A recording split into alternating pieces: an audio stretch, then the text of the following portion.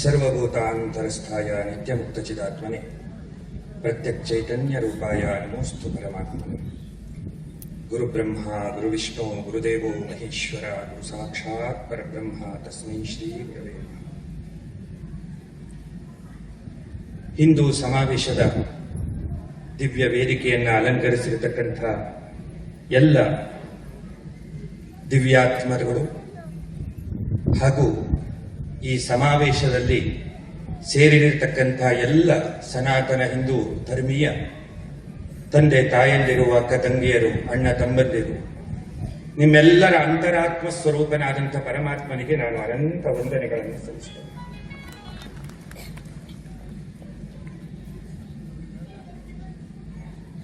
ಹಿಂದೂ ಸಮಾವೇಶ ಇವತ್ತು ಭಾರತದಾದ್ಯಂತ ನಡೀತಾ ಇದೆ. ನಮ್ಮೆಲ್ಲರಿಗೂ ಮಾರ್ಗದರ್ಶಕವಾದಂತಹ ಸಂಘದ 100 ವರ್ಷದ ಪೂರ್ಣತೆಯ ಪ್ರತೀಕವಾಗಿ ಪ್ರತಿಯೊಬ್ಬ ಹಿಂದೂವು ಕೂಡ ಮತ್ತೊಮ್ಮೆ ತನ್ನ ಧರ್ಮ, ಸಂಸ್ಕೃತಿ ಮತ್ತು ತನ್ನ ಭವಿಷ್ಯದ ಬಗ್ಗೆ ವಿಚಾರ ಮಾಡುವಂತಹ ಒಂದು ವೇದಿಕೆ ನಿರ್ಮಾಣ ಆಗಬೇಕು ಅನ್ನುವ ಕಾರಣಕ್ಕಾಗಿ ಸಾವಿರಾರು ಹಿಂದೂ ಸಂಘಟನೆಗಳು, ಹಿಂದೂ ಸಮಾವೇಶಗಳು ಇವತ್ತು ಭಾರತದಾದ್ಯಂತ ನಡೀತಾ ಇದೆ.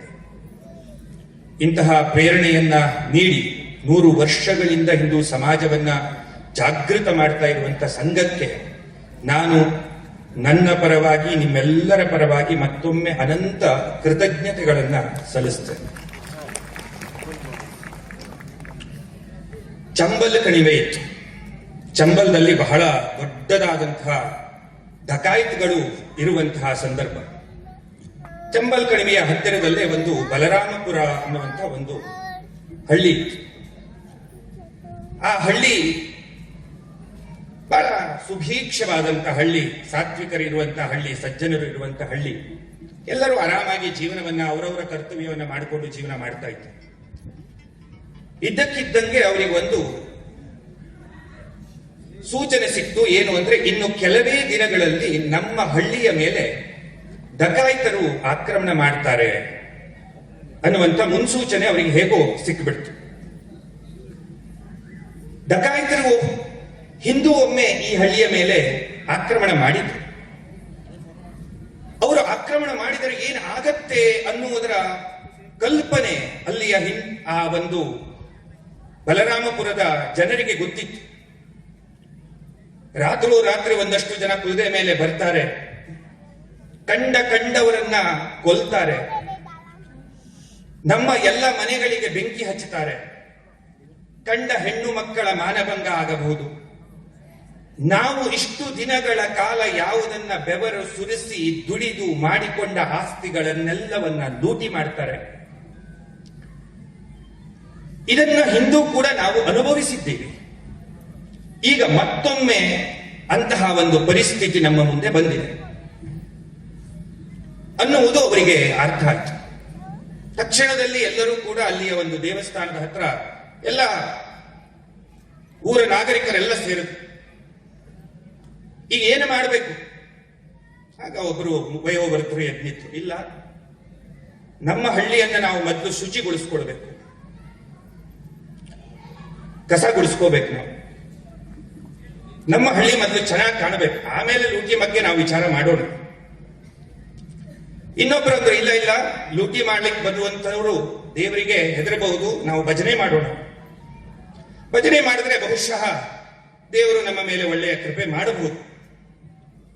ಇನ್ನೊಬ್ಬರಂದ್ರೆ, ಅದೆಲ್ಲ ಬೇಡ, ನಾವು ಪರಿಸರದ ಬಗ್ಗೆ ಬಹಳ ವಿಚಾರ ಮಾಡಬೇಕಾಗಿದೆ. ಈಗ ನಾವು ಇದನ್ನ ವಿಚಾರ ಮಾಡೋದು ಬೇಡ, ನಾವು ಹಳ್ಳಿಗೆ ನಾಳೆಯಿಂದ ಹೇಗೆ ನಾವು ಗಿಡವನ್ನು ಹಚ್ಕೋಬೇಕು ಅನ್ನೋದನ್ನ ನಾವು ಬಹಳ ಮೊದಲು ವಿಚಾರ ಮಾಡಬೇಕಾಗಿದೆ ನಾವೀಗ.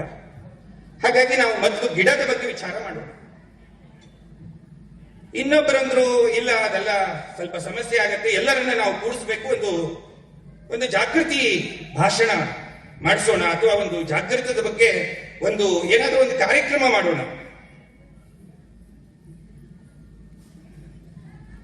ಡಕಾಯಿತರು ಯಾವಾಗ ನಿಮ್ಮ ಮೇಲೆ ಆಕ್ರಮಣ ಮಾಡ್ತಾರೆ ಅನ್ನುವುದು ಗೊತ್ತಿಲ್ಲ. ಇನ್ನು ಕೆಲವೇ ದಿನಗಳು ನಿಮ್ಮ ಕೈಯಲ್ಲಿ ಇರುವಂತಹದ್ದು. ಆ ಸಂದರ್ಭದಲ್ಲಿ ನಾವು ನಮ್ಮ ಮನೆಯನ್ನ ಶುದ್ಧ ಮಾಡುವಂತಹದ್ದು, ಹಳ್ಳಿಯನ್ನ ಶುದ್ಧವಾಗಿಟ್ಟುಕೊಳ್ಳುವಂತಹದ್ದು, ಪರಿಸರವನ್ನ ನಾವು ಚೆನ್ನಾಗಿ ಮಾಡಿಕೊಳ್ಳುವಂತಹದ್ದು, ಇದಕ್ಕೆ ಅಪ್ರಸ್ತುತ ಪ್ರಸಂಗ ಅಂತ ಕರೀತಾರೆ ಸಂಸ್ಕೃತದಲ್ಲಿ. ನಮ್ಮ ಮುಂದೆ ಇರುವಂತಹ ಪ್ರಶ್ನೆಗಳು ಏನು, ನಾವು ಯಾವ ದಿಕ್ಕಿಗೆ ಇವತ್ತು ಹೋಗಬೇಕಾಗಿದೆ. ಇವತ್ತು ನಮ್ಮ ಮುಖ್ಯ ಭಾಷಣಗಾರರನ್ನು 500 ವರ್ಷಗಳ ಹಿಂದೆ ರಾಮ ಮಂದಿರವನ್ನ ಒಡೆದಿರುವಂತಹ ರಾಮ ಮಂದಿರವನ್ನ ಅವಿಚ್ಛಿನ್ನವಾಗಿ ನಾವು ಹೋರಾಡಿದ್ವಿ. ಅದರಿಂದ ಇವತ್ತು ಭವ್ಯವಾದಂತಹ ರಾಮ ಮಂದಿರ ನೆಲೆಯೂರಿದೆ. ಹೌದು, ಬಹಳ ಖುಷಿ, ಬಹಳ ಅದ್ಭುತವಾದಂತಹ ಒಂದು ಕಾರ್ಯ. ಪ್ರತಿಯೊಬ್ಬ ಭಾರತನೂ ಕೂಡ ಎದೆ ಕಟ್ಟಿಕೊಂಡು ಹೇಳುವಂತಹ ವಿಷಯ, ಒಪ್ಪಿಕೊಳ್ಳೋಣ. ಆದ್ರೆ ಈ 500 ವರ್ಷದಲ್ಲಿ ಇನ್ನೊಂದು ಪಂಗಡದವರು 5 ದೇಶವನ್ನೇ ಮಾಡ್ಕೊಂಡ್ರಲ್ಲ, ಅದರ ಬಗ್ಗೆ ಯಾರು ಮಾತಾಡ್ತಾ ಇಲ್ಲಲ್ಲ. ನಮ್ಮದೇ ದೇಶದಲ್ಲಿ ಇರತಕ್ಕಂಥ, ನಮ್ಮದೇ ಭೂಮಿಯಲ್ಲಿ ಇರತಕ್ಕಂಥ, ನಮ್ಮದೇ ಆದಂತಹ ದೇವಸ್ಥಾನವನ್ನ ಪುನಃ ಪಡಿಲಿಕ್ಕೆ 500 ವರ್ಷ ಸಂಘರ್ಷ ಮಾಡಿದ್ವಿ ನಾವು. ಇದು ನಮ್ಮ ಹೆಮ್ಮೆ. ಇದೇ 500 ವರ್ಷದಲ್ಲಿ 5 ದೇಶಗಳೇ ನಿರ್ಮಾಣ ಆಗಿ ಹೋದವು. ಅದರ ಬಗ್ಗೆ ಯಾರು ಮಾತಾಡುವವರಿಲ್ಲ. ಒಂದು ದೇವಸ್ಥಾನ ಮಾಡ್ಲಿಕ್ಕೆ 500 ವರ್ಷ ಬೇಕಾಯ್ತು. 5 ದೇಶವನ್ನು ಮಾಡಿಕೊಂಡ್ರು. ಇದರ ಬಗ್ಗೆ ನಾವು ವಿಚಾರ ಮಾಡ್ತಾ ಇದ್ದೇವೆ. ನಾವು ಹೋಗ್ತಾ ಇರುವಂತಹ ಎತ್ತಿನ ಗಾಡಿ ಬಹಳ ಸುಂದರವಾಗಿದೆ, ಬಹಳ ಚೆನ್ನಾಗಿದೆ. ನಾವು ಪ್ರಕೃತಿಗೆ ಬಹಳ ಹತ್ತಿರದಲ್ಲಿ ನಾವು ಜೀವನ ಮಾಡ್ತಾ ಇದ್ದೇವೆ. ನಾವು ಎತ್ತಿನ ಗಾಡಿ ತಗೊಂಡು ಹೋಗ್ತಾ ಇದ್ದೇವೆ. ಹೌದಪ್ಪ, ನೀ ಎತ್ತಿನ ಗಾಡಿ ತಗೊಂಡು ಹೋಗ್ತಾ ಇದ್ದೀಯ. ಆದ್ರೆ ಜಪಾನ್ದಲ್ಲಿ ಬುಲೆಟ್ ಟ್ರೈನ್ಗಳು 600 ಕಿಲೋಮೀಟರ್ ಫಾಸ್ಟ್ ಅಲ್ಲಿ ಹೋಗ್ತಾ ಇದೆ. ಅದರ ಬಗ್ಗೆ ಯಾರು ವಿಚಾರ ಮಾಡ್ತಾ ಇಲ್ಲ. ಜಗತ್ತು ಎಲ್ಲಿಗೆ ಹೋಗ್ತಾ ಇದೆ, ನೀನು ಎಲ್ಲಿಗೆ ಹೋಗ್ತಾ ಇದ್ದೀಯ? ಇದೇ ನಮ್ಮ ಹುಬ್ಬಳ್ಳಿ ಧಾರವಾಡದಲ್ಲಿ ಪ್ರತಿ ವರ್ಷ 2,500 ಹೆಣ್ಣು ಮಕ್ಕಳ ಲವ್ ಜಿಹಾದ್ ಆಗ್ತದೆ. ಯಾವುದಾದ್ರೂ ಒಂದು ಸಂಘಟನೆಯವರು ಪ್ರತ್ಯಕ್ಷವಾಗಿ ಅದಕ್ಕೆ ಉತ್ತರ ಕೊಡುವಂತಹ ಒಂದು ಕಾರ್ಯಕ್ರಮ, ಇದೇ ಒಂದು ನಮ್ಮ ಹುಬ್ಬಳ್ಳಿ ಧಾರವಾಡದಲ್ಲಿ ಒಂದು ವರ್ಷದಲ್ಲಿ ಎಷ್ಟು ಶೋಭಾಯಾತ್ರೆಗಳನ್ನು ನಾವು ಮಾಡ್ತೇವೆ, ಎಷ್ಟು ಬ್ಯಾನರ್ಗಳನ್ನು ಹಚ್ಚುತ್ತೇವೆ, ಎಷ್ಟು ಪರಪರೆಗಳನ್ನು ಹಚ್ಚುತ್ತೇವೆ, ಎಷ್ಟು ಸಾವಿರ ರೂಪಾಯಿಗಳನ್ನು ನಾವು ಹಾಳು ಮಾಡ್ತೇವೆ. ಆದ್ರೆ ಇವತ್ತು ಒಂದು ಹುಡುಗಿ ಲವ್ ಜಿಹಾದ್ದಲ್ಲಿ ಬೀಳ್ತಾ ಇದ್ದಾಳೆ, ಅವಳನ್ನು ರಕ್ಷಣೆ ಮಾಡಲಿಕ್ಕೆ ನಮ್ಮ ಹತ್ರ ಏನು ವ್ಯವಸ್ಥೆ ಇದೆ? ಈ ಬ್ಯಾನರ್ಗಳು ಬಂದು ಅವಳನ್ನು ಕಾಪಾಡ್ತಾವ? ಅಥವಾ ಈ ಪರಂಪರೆಗಳು ನಮ್ಮ ಹೆಣ್ಣುಮಕ್ಕಳ ಮಾನವನ್ನ ಕಾಪಾಡ್ತಾವ? ನಾವು ಯಾವ ದಿಕ್ಕಿಗೆ ಹೋಗ್ತಾ ಇದ್ದೇವೆ, ನಾವು ಯಾವ ದಿಕ್ಕಿಗೆ ಹೋಗಬೇಕಾಗಿದೆ? ಇವತ್ತು ನಮ್ಮ ಭಾರತದಲ್ಲಿ ಸಂವಿಧಾನ ಇದೆ, ಪೊಲೀಸರಿದ್ದಾರೆ, ಮಿಲಿಟರಿ ಇದೆ, ಹಿಂದೂ ಪರವಾಗಿ ವಿಚಾರ ಮಾಡುವಂತ ಸರ್ಕಾರ ಇದೆ. ಇಷ್ಟೆಲ್ಲ ಇದ್ದು ಕೂಡ ಸಾಮಾಜಿಕವಾದಂತಹ ಒಂದು ಕಾರ್ಯಕ್ರಮದಲ್ಲಿ 15 ನಿಮಿಷ ಪೊಲೀಸರನ್ನ ನೀವು ಸುಮ್ಮನೆ ಓಡಿಸ್ರಿ, ಆಗ ನಾವು ಯಾರು ಅಂತ ತೋರಿಸ್ತೀವಿ ಅನ್ನುವರು ಬದುಕ್ತಾ ಇರುವಂತಹ ಈ ಭಾರತ ದೇಶದಲ್ಲಿ ಒಂದು ವೇಳೆ ಅವರು ಅಂದುಕೊಂಡ ಹಾಗೆ 1900 ಈಗ ಏನು ನಮ್ಮ ಭಾರತದ ಸ್ವತಂತ್ರ ಸಿಕ್ಕಿ 2047 ಒಂದು 100 ವರ್ಷಕ್ಕೆ ನಾವು ಇಸ್ಲಾಮಿಕ್ ರಾಷ್ಟ್ರವನ್ನಾಗಿ ಇದನ್ನ ಘೋಷಣೆ ಮಾಡ್ತೇವೆ ಅಂತ ಹೇಳಿದ ಹಾಗೆ ಒಂದು ವೇಳೆ ಆದ್ರೆ ಪರಿಸ್ಥಿತಿ ಏನಾಗಿತ್ತು?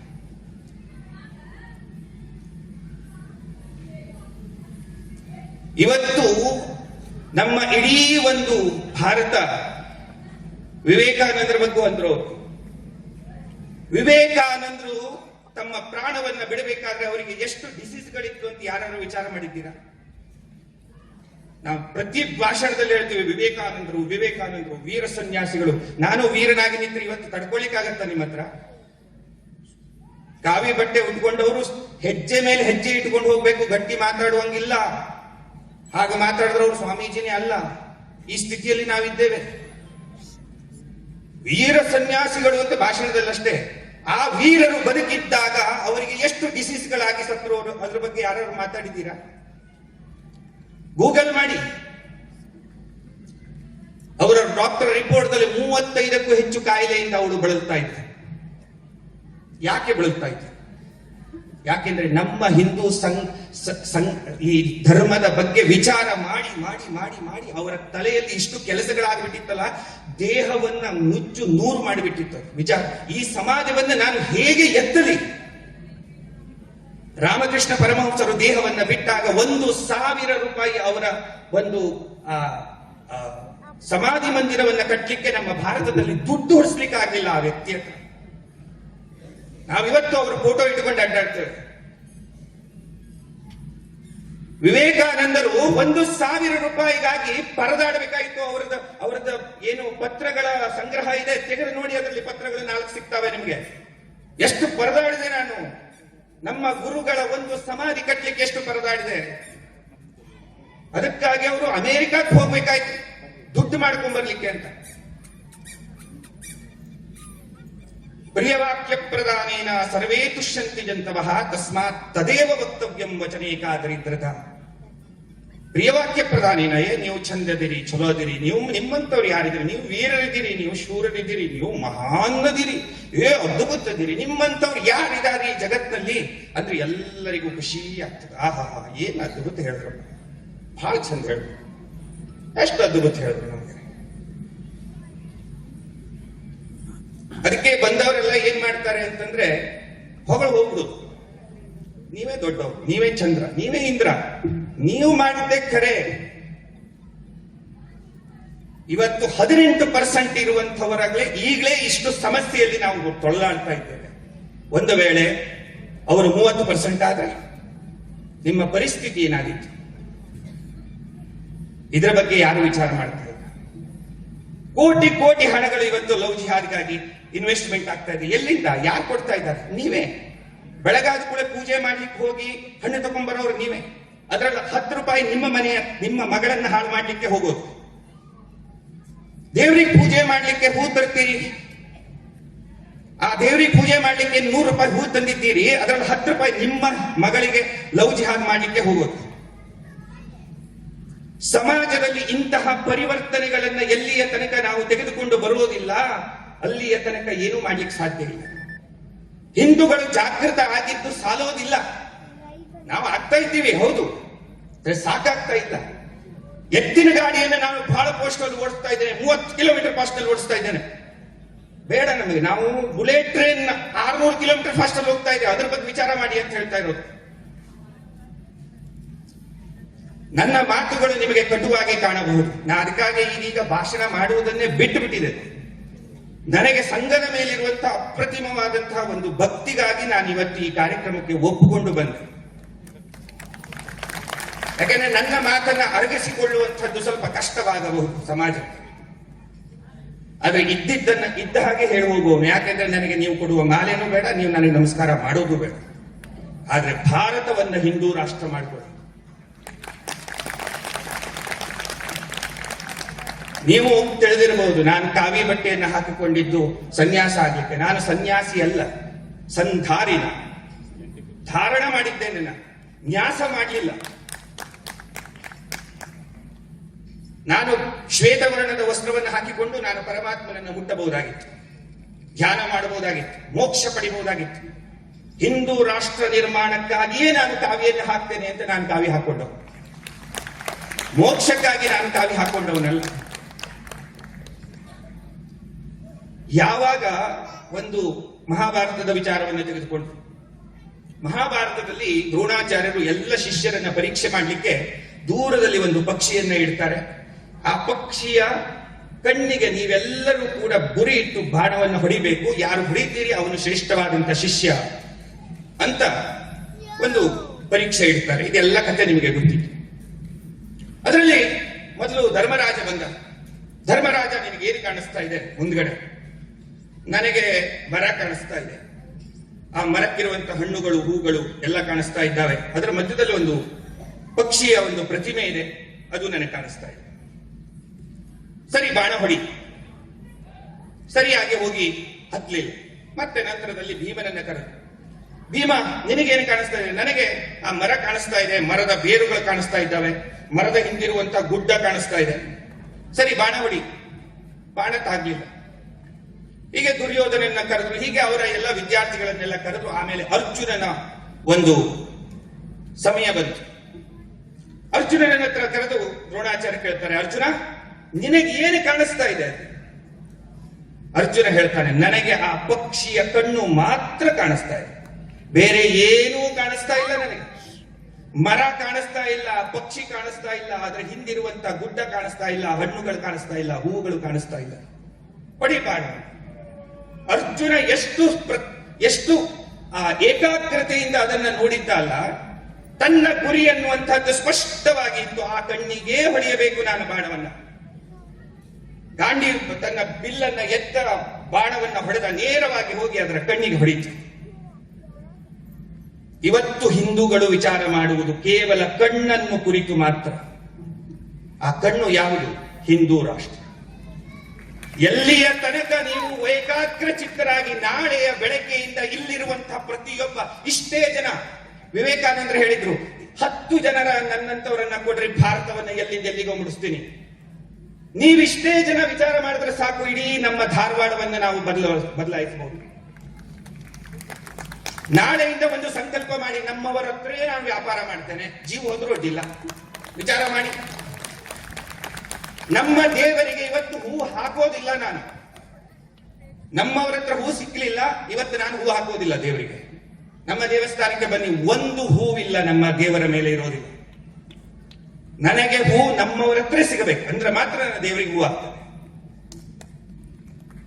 ನಮ್ಮಲ್ಲಿರುವಂತ ಇಷ್ಟು ದೇವಸ್ಥಾನಗಳಿದ್ದಾವೆ, ಆ ದೇವಸ್ಥಾನಗಳು ಕೇವಲ ಪೂಜೆಗಾಗಿ ಮಾಡಿರುವಂತಹ ವ್ಯವಸ್ಥೆಗಳಲ್ಲ. ತಪ್ಪು ತಿಳ್ಕೊಂಡಿದ್ದೇವೆ ನಾವು. ಈಶಾವಾಸ್ಯಮಿದಂ ಸರ್ವಂ ಯತ್ಕಿಂಚಿತ್ ಜಗತ್ಯಾನ್ ಜಗತ್, ಈ ಜಗತ್ತಿನ ಅಣುರೇಣು ತೃಣಕಾಷ್ಠಗಳಲ್ಲಿಯೂ ಕೂಡ ಪರಮಾತ್ಮನ ಸನ್ನಿಧಾನವಿದೆ ಅಂತ ಹೇಳಿರತಕ್ಕಂತಹ ನಾಡು ನಮ್ಮದು. ಕಂಡದ್ದಕ್ಕೆ ಪೂಜೆ ಮಾಡ್ತೇವೆ ನಾವು. ಒಂದು ಮಣ್ಣಿಗೆ ಪೂಜೆ ಮಾಡ್ತೇವೆ, ಕಲ್ಲಿಗೆ ಪೂಜೆ ಮಾಡ್ತೇವೆ, ಮರಕ್ಕೆ ಪೂಜೆ ಮಾಡ್ತೇವೆ. ಯಾಕೆ? ಎಲ್ಲದರಲ್ಲೂ ಪರಮಾತ್ಮನಿದ್ದಾನೆ, ಯಾವುದರಲ್ಲೂ ಇಲ್ಲ ಅಂತಿಲ್ಲ. ನಮ್ಮ ಮನೆಯಲ್ಲಿ ನಮಗೆ ಪೂಜೆ ಮಾಡಲಿಕ್ಕೆ ಮತ್ತೆ ದೇವರುಗಳಿದ್ದಾರೆ. ಆದರೂ ಕೂಡ ಸಮಾಜದ ಮಧ್ಯದಲ್ಲಿ ಇನ್ನೊಂದು ದೇವಸ್ಥಾನ ಅಂತ ಮಾಡ್ಕೊಂಡ್ವಿ ನಾವು. ಯಾಕೆ ಮಾಡ್ಕೊಂಡ್ವಿ? ಅದನ್ನು ವಿಚಾರ ಮಾಡಿದ್ದೀರಾ? ಯಾಕೆ ಬೇಕಾಗಿತ್ತು ಇಷ್ಟೆಲ್ಲ ದೇವರು? ಅಣುರೇಣ ತೃಣಕಾಷ್ಠದಲ್ಲಿ ಇರುವಂತಹ ದೇವರನ್ನ ಮತ್ತೆ ಯಾಕೆ ನಾವು ರಸ್ತೆಯ ಮಧ್ಯದಲ್ಲಿ ಒಂದು ಮಂದಿರವನ್ನ ಕಟ್ಟಿ ಅಲ್ಲಿ ಪ್ರತಿಷ್ಠಾಪನೆ ಮಾಡಬೇಕಾಯಿತು? ಬಹಳ ವಿಚಾರ ಮಾಡಿದ್ದಾರೆ ನಮ್ಮ ಹಿಂದಿನವರು. ಅದು ನಮ್ಮ ಸಂಸ್ಕೃತಿಯನ್ನ ಉಳಿಸುವ ಕೇಂದ್ರವಾಗಲಿ. ಕೇವಲ ಜೇನುತುಪ್ಪ ಅಭಿಷೇಕ, ಹಾಲಿನ ಅಭಿಷೇಕ, ಮೊಸರು ಮಂದೆ ಹೊಯ್ದೆ ಇಷ್ಟಕ್ಕೆ ಅಲ್ಲ ದೇವಸ್ಥಾನ ಇರುವುದು. ದೇವಸ್ಥಾನ ಇರುವುದು ನಮ್ಮ ಜಾಗೃತಿಯ ಸಲುವಾಗಿ. ಆ ಪ್ರತಿ ದೇವಸ್ಥಾನಗಳು ಕೇವಲ ದೇವಸ್ಥಾನವಾಗಿರಬಾರದು, ಧರ್ಮ ಜಾಗೃತಿಯ ಕೇಂದ್ರಗಳಾಗಬೇಕು. ನಾಳೆಯಿಂದ ನೀವು ಈ ದೇವಸ್ಥಾನಗಳಲ್ಲಿ ಜಾಗೃತಿ ಶಿಬಿರಗಳನ್ನು ಪ್ರಾರಂಭ ಮಾಡಿ, ಸಂಸ್ಕಾರ ಶಿಬಿರ ಪ್ರಾರಂಭ ಮಾಡಬೇಡಿ ದಯವಿಟ್ಟು. ಸಂಸ್ಕಾರ ನಿಮ್ಮದು ಅತಿಯಾಗಿದೆ, ಬಹಳ ಸಂಸ್ಕಾರ ಆಗಿಬಿಟ್ಟಿದ್ದೀರಿ. ಬಹಳ ಸಂಸ್ಕಾರ ಆಗಿರೋದಕ್ಕೆ ನಮ್ಮ ತಲೆಯನ್ನೇ ಕಡಿಲಿಕ್ಕೆ ಬರ್ತಾ ಇದ್ರು ನಮಗೆ ಗೊತ್ತಾಗ್ತಾ ಇಲ್ಲ. ಬಾರಪ್ಪ ಅಣ್ಣ, ನೀನ್ ಕಡಿದು ಹೋಗು, ನಮ್ಮ ತಲೆ ಬಹಳ ಚಲೋ ಮಾಡ್ಕಡಿ, ಸ್ವಲ್ಪ ನಿಧಾನವಾಗಿ ಕಡಿ ಅನ್ನುವಷ್ಟು ಒಳ್ಳೆಯವರಾಗ್ಬಿಟ್ವಿ ನಾವು. ಅದಕ್ಕಾಗಿ ಜಾಗೃತಿ ಶಿಬಿರಗಳನ್ನು ಮಾಡಿ ಯಾವ ರೀತಿಯಾಗಿ ಲವ್ ಜಿಹಾದ್ ಆಗತ್ತೆ, ಯಾವ ರೀತಿಯಾಗಿ ಲ್ಯಾಂಡ್ ಜಿಹಾದ್ ಆಗತ್ತೆ, ನಮ್ಮ ಮಕ್ಕಳಿಗೆ ಹೇಳ್ಕೊಡಿ. ಅದನ್ನ ನಿನಗೆ ಕೊಡುವ ಚಾಕ್ಲೇಟಿನಲ್ಲಿ ಅಫೀಮ್ ಇದೆಯಾ, ವಿಚಾರ ಮಾಡಿ ತಿನ್ನು, ಹೇಳ್ಕೊಡಿ ಅದನ್ನ. ಮೊನ್ನೆ ಘಟನೆ ನಡೀತು. ಒಬ್ಬಳು ಮುಸ್ಲಿಂ ಬಾಲಕಿಯನ್ನ ಹಿಂದೂ ಬಾಲಕಿ ಎನ್ನುವಂತವಳು ಫ್ರೆಂಡ್ ಮಾಡ್ಕೊಂಡಿದ್ಲು. ಅವಳು ಒಂದು ಚಾಕ್ಲೇಟ್ ಕೊಟ್ಟರು, ನಡೆದಿತ್ತು, ಪೇಪರ್ ನಲ್ಲಿ ಬಂದಿದೆ, ದೊಡ್ಡ ಇಶ್ಯೂ ಆಗಿದೆ. ಚಾಕ್ಲೇಟ್ ಕೊಟ್ಲು, ಚಾಕ್ಲೇಟ್ ಅನ್ನ ಇವಳು ತಿಂದ್ಲು. ಅದರಲ್ಲಿ ಏನೋ ಒಂದು ಮಾದಕ ವಸ್ತು ಇತ್ತು, ತಿಂದು ಪ್ರಜ್ಞೆ ತಪ್ಪದ್ಲು. ಆ ಹುಡುಗಿ ಏನ್ ಮಾಡಿದಾಳೆ, ತಕ್ಷಣ ತನ್ನ ಅಣ್ಣನಿಗೆ ಫೋನ್ ಮಾಡಿದಾಳೆ, ಮುಸ್ಲಿಂ ಹುಡುಗಿ. ಅವನು ಬೈಕ್ ನಲ್ಲಿ ಈ ಹುಡುಗಿಯನ್ನ ಎತ್ಕೊಂಡು ತನ್ನದೇ ಮನೆಗೆ ಹೋಗಿದ್ದಾನೆ. ತನ್ನ ಮನೆಯಲ್ಲಿ ತನ್ನ ತಂದೆ ಇದ್ದಾರೆ, ತಾಯಿ ಇದ್ದಾಳೆ. ಆ ತಂದೆ ತಾಯಿಯರು ಮಲಗುವ ಬೆಡ್ ರೂಮಿನಲ್ಲೇ ಈ ಹಿಂದೂ ಹೆಣ್ಣು ಮಗಳ ಮಾನಭಂಗ ಮಾಡಲಾಯಿತು. ಹೊರಗಡೆ ತಂದೆ ತಾಯಿ ಕುತ್ಕೊಂಡಿದ್ರು ಖುಷಿಯಿಂದ, ನಮ್ಮ ಮಗ ಬಹಳ ದೊಡ್ಡ ಕೆಲಸ ಮಾಡ್ತಾ ಇದ್ದಾನೆ ಧರ್ಮಕ್ಕಾಗಿ. ಇದನ್ನ ನೀವು ಬಾಯಿ ಬಿಟ್ಟು ಹೇಳುವ ತನಕ ಅರ್ಥ ಆಗುವುದಿಲ್ಲ ಮಕ್ಕಳಿಗೆ. ಬಹಳ ಫಿಲ್ಟರ್ ಹಚ್ಚಿ ಮಾತಾಡ್ಬಿಟ್ರಿ, ಸ್ವಲ್ಪ ಫಿಲ್ಟರ್ ತೆಗಿರಿ. ಇದ್ದಿದ್ದನ್ನು ಇದ್ದಾಗ ಹೇಳಿ, ಕೆಟ್ಟವರು ಕೆಟ್ಟವರೇ ಅಂತ ಹೇಳಿ ಆ ಧೈರ್ಯವಾದ ತೋರಿಸ್ರಿ. ಕೆಟ್ಟವರನ್ನು ಕೆಟ್ಟವರು ಅಂತ ಹೇಳೋ ಧೈರ್ಯವಾದ ತೋರಿಸಿ, ಹೋಗಿ ಹೊಡೆಯೋದು ಆಮೇಲೆ ಉಳಿತು. ಕೆಟ್ಟವರನ್ನು ಕೆಟ್ಟವರು ಅಂತ ಹೇಳೋ ಧೈರ್ಯ ಸಹಿತಿಲ್ಲ. ನಾವು ಯಾರಿಗೂ ಇದು ಮಾಡೋರಲ್ಲ, ನಾವು ನಮಗಷ್ಟೇ ಮಾಡ್ಕೊಳ್ಳೋರು. ನೀವು ಹಾಗಳ್ತಾ ಇದ್ದೀರಿ, ಆದ್ರೆ ಅಲ್ಲಿರುವಂಥವನು ಹಾಗೆ ಹೇಳ್ತಾ ಇಲ್ಲ. ನೀವು ಸಿಕ್ಕು ನಾನು ನಿನ್ನ ತಲೆಗೆ ಕೈ ಹಾಕ್ತೇನೆ ಅಂತ ಹೇಳ್ತಾ ಇದ್ದಂಥವನು. ಬಹಳ ಸುಸಂಸ್ಕೃತವಾಗಿರ್ತಕ್ಕಂಥ ವ್ಯಕ್ತಿಗಳು ಕುಳಿತಿದ್ದೀರಿ, ಬಹಳ ಜ್ಞಾನಿಗಳು ಕುಳಿತಿದ್ದೀರಿ, ವಯೋವೃದ್ಧರು ಕುಳಿತಿದ್ದೀರಿ, ಬುದ್ಧಿವಂತರು ಕುಳಿತಿದ್ದೀರಿ. ನಿಮಗೆ ನಾನು ಬುದ್ಧಿ ಹೇಳಬೇಕಾದಂತ ಅವಶ್ಯಕತೆ ಇಲ್ಲ. ನಾನು ಹೇಳ್ತಾ ಇರುವುದು ಜಾಗೃತಿ ಅಷ್ಟೇ. ನಿಮ್ಮಲ್ಲಿ ಆ ಎಲ್ಲ ವಿಚಾರಗಳು, ಈ ಎಲ್ಲ ವಿಚಾರಗಳು ನಿಮಗೂ ತಿಳಿದಿದೆ, ಆದರೆ ಅದನ್ನ ವ್ಯಕ್ತಪಡಿಸಿ ಹೊರಗೆ ಹಾಕಿ. ಒಂದು ಸಂಸ್ಕೃತಿ, ಒಂದು ದೇಶ ಅನ್ನುವಂಥದ್ದು ನಾವು ಪಡೆದಿದ್ದು ಎಷ್ಟು ಅನ್ನೋದನ್ನ ವಿಚಾರ ಮಾಡೋಕ್ಕಿಂತ ಎಷ್ಟು ಕಳ್ಕೊಂಡ್ವಿ ಅನ್ನೋದು ವಿಚಾರ ಇರಬೇಕು. ಅಂದಾಗ ಮಾತ್ರ ಒಬ್ಬ ವ್ಯಾಪಾರಿ ಮೇಲ್ ಹೋಗ್ತಾನೆ. ಇವತ್ತು ನನಗೆ 10 ರೂಪಾಯಿ ಲಾಭ ಆಯ್ತು, ಆಹಾ ಅದು ಮುಖ್ಯ ಅಲ್ಲ. ಹಿಂದಿನ ತಿಂಗಳ ನನಗೆ 100 ರೂಪಾಯಿ ಆಗಿತ್ತು, ಇವತ್ತು ನನಗೆ 15 ರೂಪಾಯಿ ಆಗಿದೆ, ಯಾಕೆ ಅಂತ ವಿಚಾರ ಮಾಡಬೇಕು. ಆಗ ನಮ್ಮ ಫಾಲ್ಟ್ ಗೊತ್ತಾಗ್ತದೆ. ಓ, ನಮ್ಮ ಈ ವಿಚಾರಗಳಲ್ಲಿ ಇಂತಿಂತದ್ದನ್ನ ತೊಂದರೆ ಆಗಿದೆ, ನಮ್ಮ ಶಾಪಿಗೆ ಅದಕ್ಕಾಗಿ ಜನ ಬರ್ತಾ ಇಲ್ಲ, ಅದರಿಂದ ನನಗೆ ಈ ಪ್ರಾಬ್ಲಮ್ ಆಗಿದೆ. ಹಾಗಾಗಿ ನಮ್ಮಲ್ಲಿ ಇರುವ ದೋಷಗಳನ್ನ ನಾವು ಒಪ್ಪಿಕೊಳ್ಳಬೇಕು. ನಾವು ಮಾಡ್ತಾ ಇರುವಂತ ತಪ್ಪನ್ನ ಒಪ್ಪಿಕೊಳ್ಳಬೇಕು. ಯಾರನ್ನ ಕೆಟ್ಟವರು ಅಂತ ಹೇಳಬೇಕು ಅವರನ್ನ ಕೆಟ್ಟವರು ಅಂತ ಹೇಳಬೇಕು, ಯಾವುದನ್ನ ಒಳ್ಳೇದು ಅಂತ ಹೇಳಬೇಕು ಅದನ್ನ ಒಳ್ಳೇದು ಅಂತ ಹೇಳಬೇಕು. ಅಂದಾಗ ಮಾತ್ರ ಸಮಾಜದಲ್ಲಿ ಬದಲಾವಣೆ ಎನ್ನುವಂಥದ್ದು ಬರಲಿಕ್ಕೆ ಸಾಧ್ಯ. ಅಡ್ಡಗೋಡೆ ಮೇಲೆ ದೀಪ ಇಟ್ಟು ಮಾತಾಡ್ಬಿಡೋದು, ಅದು ಹಿಡ್ಕೊಂಡಿರುವಷ್ಟೇ ಮೇಲೆ ಬಿಟ್ಟು ಕೂಡ ಕೆಳಗೆ ಬೀಳುತ್ತದೆ. ನಮ್ಮ ಎಲ್ಲ ಭಾಷಣಗಳು ಹೀಗೆ. ಹಾಗಾಗಿ ಏನು ವಸುದೈವ ಕುಟುಂಬಕಂ ಅಂತ ಹೇಳಿ, ಉದಾರ ಚರಿತಾನಾಂತು ವಸುದೈವ ಕುಟುಂಬಕಂ ಹೇಳ್ಕೊಳ್ಳೋದೇ ಹೇಳ್ಕೊಳ್ಳೋದು. ಅತಿ ಉದಾರ ಚರಿತಾನಾಂತು ಅದಕ್ಕೆ ಹೇಳಿ, ಸರ್ವನಾಶಂ ಧ್ರುವಂಭವೇತ್. ನಾನು ಹೇಳ್ತೀನಿ, ಬರೆದಿಟ್ಕೊಳ್ಳಿ. ಉದಾರ ಚರಿತಾನಾಂತು ವಸುದೈವ ಕುಟುಂಬಕಂ ಒಪ್ಕೊಳ್ತೇನೆ.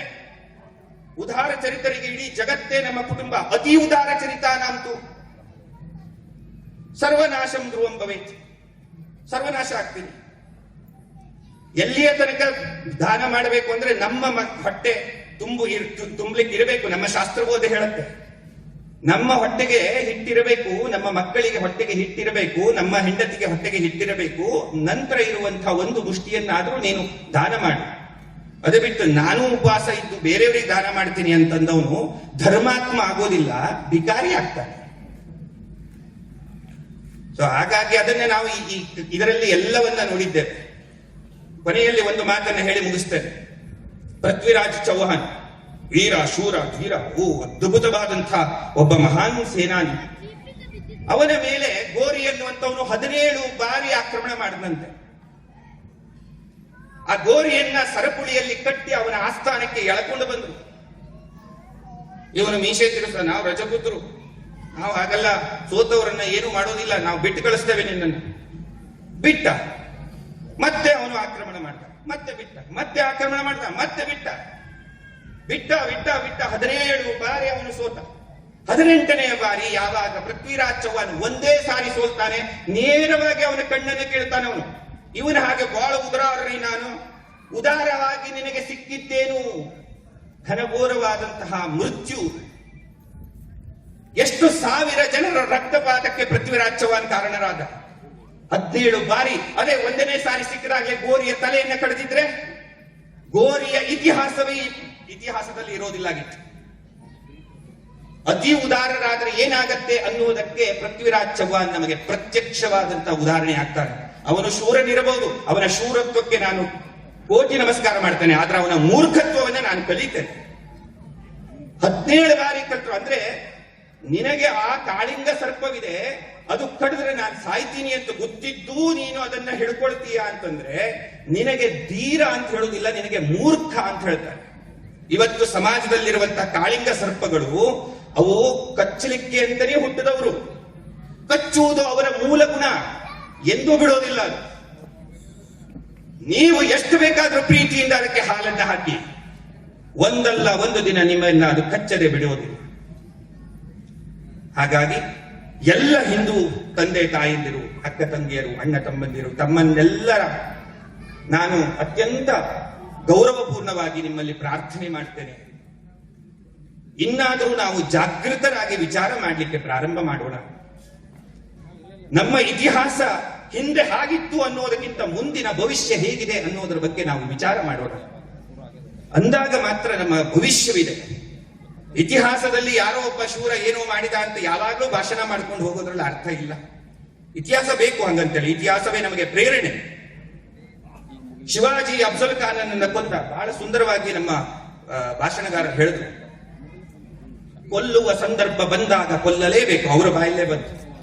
ನನಗೆ ಖುಷಿ ಆಯ್ತು. ಇದು ಬೇಕು, ಸಂದರ್ಭಕ್ಕೆ ಅನುಗುಣವಾಗಿ ನೀವು ಮಾಡಬೇಕೇ ವಿನಃ ದರೋಡೆಗೋರರು ಬಂದು ಮನೆ ಹೋಗಿ ಹೊಡುತ್ತಾರೆ ಅಂತಂದಾಗ ನಾನು ಬಾಗಿಲು ಗುಡಿಸ್ತೀನಿ ಅನ್ಕೋತ ಹೋದ್ರೆ ಅವ್ರೆಂತಹ ಮೂರ್ಖರು ಯಾರೂ ಇಲ್ಲ. ಮನೆಯನ್ನ ಹೇಗೆ ಸಂರಕ್ಷಣೆ ಮಾಡಿಕೊಳ್ಬೇಕು, ನಮ್ಮ ಊರನ್ನ ಹೇಗೆ ಸಂರಕ್ಷಣೆ ಮಾಡಬೇಕು, ನಮ್ಮಲ್ಲಿ ಯಾರು ವೀರರಿದ್ದಾರೆ, ಯಾರು ಶೂರರಿದ್ದಾರೆ, ಅವ್ರನ್ನೆಲ್ಲ ಹಿಡಿರಿ, ಅವ್ರಿಗೆಲ್ಲ ಕೈಯಲ್ಲಿ ಒಂದೊಂದು ಕುಡುಗೋಲು ಕೊಡಿ, ಒಂದೊಂದು ಲಾಠಿ ಕೊಡಿ ಅಂತ ವಿಚಾರ ಮಾಡುವ ಸಂದರ್ಭದಲ್ಲಿ ನಾವು ಗಿಡ ಹಚ್ತೇವೆ, ನಾವು ಮನೆ ಗುಡಿಸ್ತೇವೆ, ನಾವು ಅರ್ಥವೇ ಇಲ್ಲದೆ ಇರುವಂತಹ ವಿಚಾರಗಳು. ಹಾಗಾಗಿ ದಯವಿಟ್ಟು ಎಲ್ಲರೂ ಕೂಡ ಜಾಗೃತರಾಗಿ. ಒಂದೆರಡು ಮಾತುಗಳು ನಿಮಗೆ ನೋವಾಗುವಂತೆ ನಾನು ಮಾತಾಡಿದ್ರೂ ಕೂಡ ನನ್ನನ್ನು ಕ್ಷಮಿಸಿ. ಯಾಕೆ ಅಂತಂದ್ರೆ ಹಿಂದೂಗಳ ಪರಿಸ್ಥಿತಿಯನ್ನ ನಾನು 2 ಬಾರಿ ಇಡೀ ಭಾರತವನ್ನ ಸಂಚಾರ ಮಾಡಿ ನೋಡ್ಕೊಂಡು ಬಂದವರು. ಹಿಂದೂ ರಾಷ್ಟ್ರಕ್ಕಾಗಿ 2 ಬಾರಿ ಭಾರತವನ್ನ ಸಂಚಾರ ಮಾಡಿದೆ ನಾನು. ಹಿಂದೂಗಳ ಪರಿಸ್ಥಿತಿ ಎಲ್ಲೆಲ್ಲಿ, ಯಾವ ಯಾವ ಊರಿನಲ್ಲಿ ಯಾವ ಯಾವ ಸ್ಥಿತಿಯಲ್ಲಿದ್ದಾರೆ ನೋಡ್ಕೊಂಡು ಬಂದಿದ್ದೀನಿ ನಾನು. ಬಹಳ ಕಷ್ಟ ಇದೆ ಹಿಂದೂಗಳ ಪರಿಸ್ಥಿತಿ. ಇವತ್ತು ನಿಮ್ಮ ಸಂಖ್ಯೆ ಹೆಚ್ಚಿದೆ, ಧಾರವಾಡದಲ್ಲಿ ಆರಾಮ್ ಉಸಿರಾಡ್ತಾ ಇದ್ದೀರಿ. ಇನ್ನು 10 ವರ್ಷಕ್ಕೆ ನೀವು ಹೀಗೆ ಉಸಿರಾಡ್ತೀರಿ ಅಂತ ಗ್ಯಾರಂಟಿ ಇಲ್ಲ. ಹಾಗಾಗಿ ಎಲ್ಲರೂ ಕೂಡ ತಾವು ನಮ್ಮ ಮಾತುಗಳಿಗೆ ದಯವಿಟ್ಟು ಅನ್ಯಥಾ ಭಾವಿಸದೆ ನಮ್ಮ ಭವಿಷ್ಯದ ಬಗ್ಗೆ ತಾವೆಲ್ಲರೂ ಕೂಡ ಅತ್ಯಂತ ಸೀರಿಯಸ್ ಆಗಿ ವಿಚಾರ ಮಾಡುವಂತಹ ಸಮಯ ಇದು ಬಂದಿದೆ.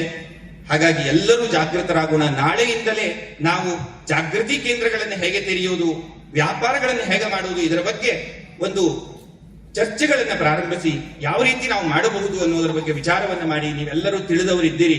ಈ ಒಂದು ಭಾವನೆಗಳನ್ನ ನನಗೆ ಹಂಚಿಕೊಳ್ಳಲಿಕ್ಕೆ ಈ ವೇದಿಕೆಯನ್ನ ನಿರ್ಮಾಣ ಮಾಡಿಕೊಟ್ಟಿರ್ತಕ್ಕಂಥ ಎಲ್ಲ ಸಂಘಟಕರು ತಮಗೆಲ್ಲರಿಗೂ ಕೂಡ, ಹಾಗೂ ಇಲ್ಲಿ ನಡೆದಿರುವಂತಹ ಎಲ್ಲ ಹಿಂದೂ ಸನಾತನ ಧರ್ಮೀಯ ಪ್ರತಿಯೊಬ್ಬ ವ್ಯಕ್ತಿಗೂ ಕೂಡ ಆ ಪರಮಾತ್ಮ ತಮಗೆಲ್ಲರಿಗೂ ಆಯುಷ್ಯ, ಆನಂದ, ಆಯು, ಆರೋಗ್ಯ, ಐಶ್ವರ್ಯ, ಸಕಲ ವಿಧವಾದ ಸೌಭಾಗ್ಯಗಳನ್ನು ಕೊಟ್ಟು ಭಾರತವನ್ನ ಹಿಂದೂ ರಾಷ್ಟ್ರ ಮಾಡುವಂತಹ ಕಡೆಗೆ ನಿಮ್ಮನ್ನೆಲ್ಲರನ್ನ ಕರೆದುಕೊಂಡು ಹೋಗಲಿ ಅಂತ ಅವನಲ್ಲಿ ಪ್ರಾರ್ಥನೆ ಮಾಡ್ತಾ ನನ್ನ ಮಾತುಗಳನ್ನು ಮುಗಿಸ್ತೇನೆ. ಧನ್ಯವಾದ.